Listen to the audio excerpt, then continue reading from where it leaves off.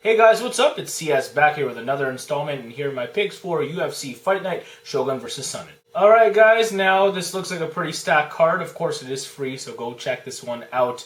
I highly recommend it. Taking a look at what we have on Fox Sports 1, that preliminary card looks really good along with the Facebook card. You know, there's some fun matchups there that are worth checking out, so definitely do check those out. If you guys want my picks for those fights, I'll leave them in the description below, along with my confidences for each pick and my confidences for each pick for the main card as well. But of course, this video is to break those picks down. So without further ado, let's get to that. Starting off at the main event, light heavyweight division, we have a fight between Chael Sonnen and Maurício Shogun Rua. Alright folks, now this looks like an on-paper easy bout for 2013 Chael Sonnen versus 2013 Shogun Rua. You know, Shogun, if he still struck fear into people's heads, maybe Chael Sonnen wouldn't be as aggressive for takedowns come this year. You know what I'm saying? It's just Shogun, you know, he's not the killer he once was. He doesn't have the killer instinct he did once in Pride. You know, UFC version of Maurício Shogun Rua, you know, he can take a lot of punishment, he can dish some out, but really we haven't seen anything that devastating from him since what? What's his face? Lyoto Machida, when he knocked him out. So he's kind of been not so stellar since, but against Chael Sonnen, you know, as long as it's standing, he should have no problem landing leg kicks, hooks, maybe some fast straight punch combinations. You know, classic Shogun, but as long as it's on the feet, it's just, I need him to pull the trigger there. We can see it, I just think it's unlikely. I think if Chael Sonnen knew what was good for him, get the takedowns as soon as possible, he'll get them against 2013 Shogun. Shogun's takedown defense, you know, it was good at one point. I'm not sure if it's going to be as good. I'm sure he's going to be training with a lot of wrestlers and stuff, but I'm not sure if he's training with wrestlers as potent as Chael Sonnen. As far as Chael Sonnen has a really powerful double leg takedown. He knows how to set it up in MMA, and he's really aggressive for it, so I think he's going to be able to get him against Shogun, although I think Shogun's going to try to prepare for it. I see that happening for the most part over the course of 3 rounds, just getting those takedowns on Shogun. I don't see Sonnen passing guard or anything. Shogun, you know, knows how to scramble up to his feet, and if he can't scramble, he knows how to defend, you know, getting past or getting grounded to pound upon. So I just think Sonnen's going to win via takedowns for the most part. I don't think Shogun's going to land enough on the feet to warrant a decision on his end. I just feel like he's going to spend the majority of this fight, you know, in his guard, you know, after being taken down. So just takedowns, some ground and pound, rinse and repeat for Chael Sonnen. I think he wins his fight 29-28. So that's my pick. So it is what it is. Let's just move on. Heavyweight division, Travis Browne versus Alistair Overeem. Overeem, of course, you guys know who this guy is. One of my favorite fighters currently, although he looked like ass in his last fight against Antonio Bigfoot Silva.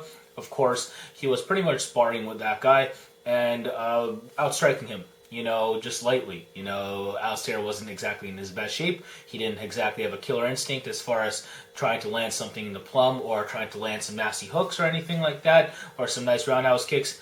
He was landing here and there, but nothing too devastating on Bigfoot, and Bigfoot was getting outstruck. But Alistair Overeem just felt like taking too many shots. Eventually, he got knocked out in that 3rd round. Rather disappointing finish for Alistair Overeem there. But if he knew what was good for him, he would actually do his work on Travis Browne. Travis Browne is a wild striker on the feet. Technically, I know he can throw a straight punch really well, and he has a decent Muay Thai game in general, technically, but he can wing his punches. He does have the reach in this fight, I believe, so he can maybe try to pick Alistair Overeem apart from the outside. I think Alistair is going to be able to take whatever Travis Browne's best shot is from there, though, and march forward and land his own.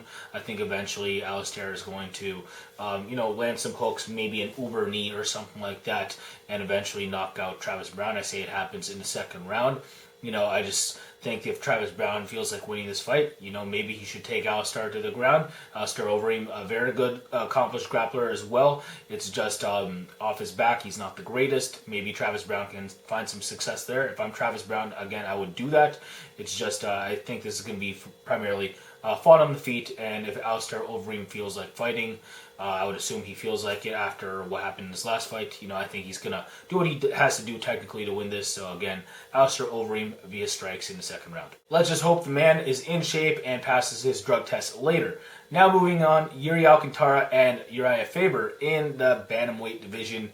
Fun ass fight. Yuri Alcantara, he's gonna do his thing at bantamweight. He's a very, dynamic fighter, very good at everything. His striking is pretty good. Muay Thai for days as far as being able to land things into plumb. Good clinch game in general. As far as boxing, he hits pretty hard. He can knock you down and finish you for sure. Uriah Faber has been hit by harder though, so I don't think he's going to be phased on the feet. And I think his boxing combinations are going to be fast enough to be able to hang with Alcantara. And I think he's going to do some damage against Alcantara, although, Faber's striking game overall to me isn't pretty. But I think he's going to be able to just march forward on Alcantara, do his thing. And I feel like he's going to move well laterally, is Uriah Faber. So, I actually have Uriah Faber in striking, getting the advantage there if it stays there. However, I think Faber's biggest advantage comes on, grappling wise, because he has the ability to take down Alcantara whenever he feels like. In my opinion, Alcantara has pretty good jiu-jitsu. However, transition game tenfold Faber's, strength compared to most fighters in general. I think that if he takes down Alcantara, maybe he can easily pass. If not, grab hold of Alcantara's neck, crank on the guillotine. I'm sure I'll see at least one guillotine attempt if there's any grappling exchanges whatsoever. So I would think that guillotine would be from Uriah Faber, of course. But yeah, I think it's going to be primarily fought on the feet. If anything, it's going to be not the greatest boxing match. But I just think Faber, with his lateral movement and his aggression, should outpoint Alcantara on the feet. I'm going to say he wins at least 29-28. I think he takes down Alcantara here and there as well, especially towards the end of rounds. So that's what I'm looking at, Uriah Faber. Next up, welterweight match between Matt Browne and Mike Pyle. Matt Browne's been mad exciting as of late. The guy is a finisher. He lost 4 straight at one point, I believe, or 4 out of his last 5 fights at one point. Let's see what we got here. Yeah, lost to Ricardo Almeida via rear naked choke, Chris Lytle via inverted triangle / armbar, Brian Foster by guillotine, beat John Howard, lost against Seth Baczynski, and then, 5 wins in a row, one against Chris Cope, Stephen Thompson, Luis Ramos, Mike Swick, Jordan Meehan. Those are some names, some more than decent names there. Mike Pyle, for me, is at least a tad better than, all of those guys except for Almeida, Lytle, and Jordan Meehan. What does Mike Pyle have to do to win? His takedown game is not the greatest as far as his grappling is concerned. He kind of fights well off his back, has some sweeps, can light up on top, finish you from there. If not, maybe catch you in a triangle. Defensively, Matt Browne's jiu-jitsu has come around, but he still has to be wary for Mike Pyle if Matt Browne feels like taking it to the ground. Chances are these guys are going to come to bang. Mike Pyle has been reliant on his striking as of late. I think that it's going to be primarily a kickboxing match, and I think the more aggressive fighter is going to win, and for me, that's Matt Browne. So I am actually going to pick Matt Browne, and since Matt Browne's a finisher, I'm going to say he TKOs Mike Pyle. Mike Pyle has a good technical know-how of how to kickbox as of late, but Matt Browne's just a little too aggressive. His chin's way too good.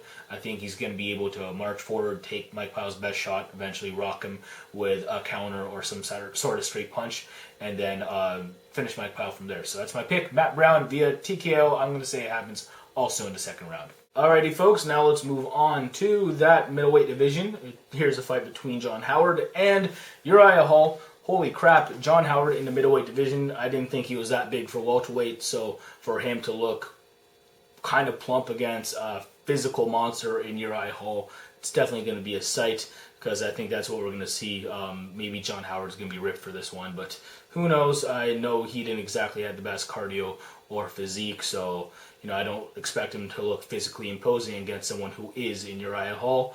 And with that physically imposing figure that is Uriah Hall, Uriah is also more athletic. He hits harder. There's no reason for him to lose this fight. Technically, I think he is as good a kickboxer as John Howard, if not more technical.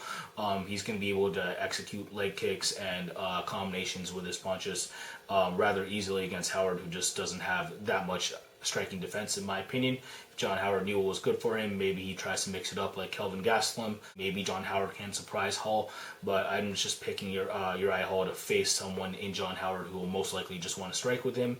I think Hall's going to get more comfortable as the fight wears on, and he's going to look kind of dominant in the end. So I'm going to pick him to win at least a 29-28 unanimous decision over John Howard. And last but not least, we have a lightweight matchup to review, or preview, sorry. This one is kicking us off on the main card, of course. Michael Johnson versus Joe Lauzon. Joe Lauzon, the hometown boy here. He ain't losing this fight. Guys, Michael Johnson's talented lightweight, but, you know, how does Joe Lauzon lose this one? I cannot see Michael Johnson out-wrestling Joe Lauzon for 3 rounds, or outboxing Joe Lauzon for 3 rounds, or even finishing Lauzon, because I think Lauzon's going to be way too aggressive.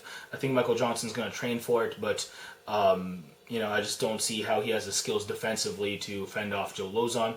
I think that Joe Lauzon's boxing technically can rival Michael Johnson's, and I think he's going to be more aggressive with it in the first round, probably shake up Michael Johnson as far as, you know, some sort of straight punch, knock him down, and then once he is on the mat, is Michael Johnson, Joe Lauzon is going to finish him off with more punches and probably get a guillotine or rear naked choke, something stupid like that. Expect it to end early, first round Joe for the win. And there it is, guys. I think that about does it for my picks for UFC Fight Night, Shogun versus Sonnen. Who are you picking? Tell me in the comment section below. Again, also in the description below, my confidences for each pick I've made for this card, so even the preliminary card picks, of course. If you guys want my Facebook, Twitter, or Tumblr, I'll leave the links there in the description too.